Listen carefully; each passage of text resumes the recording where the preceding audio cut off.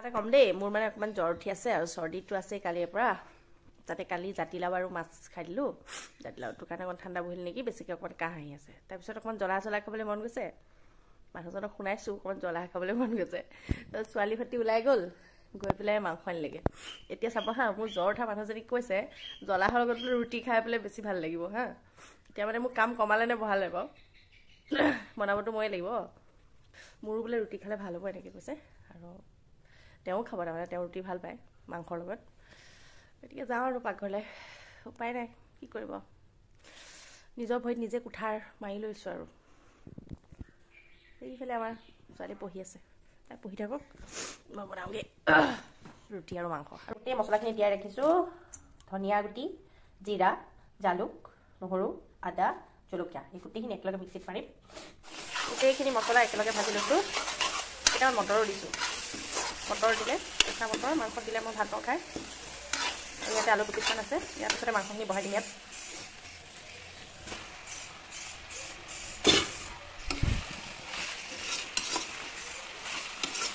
ভালদৰে লৰাই ঢাকি দিম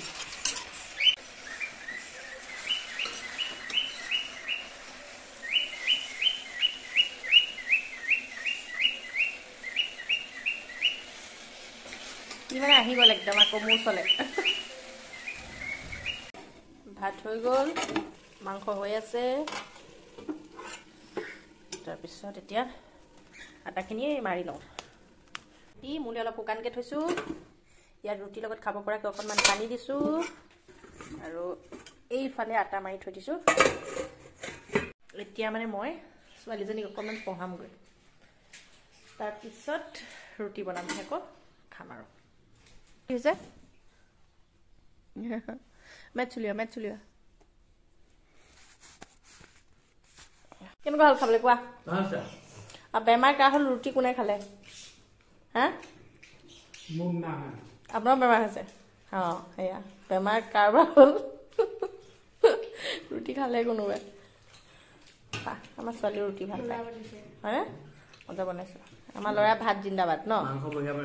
হয়নে আমি অসমৰ মানুহ ভাত জিন্দাবাদ ন এইখিনি মোৰ ভাত কিন্তু মানে মই ভাত কেইটামানো খাম নহ'লে মোৰ নহ'ব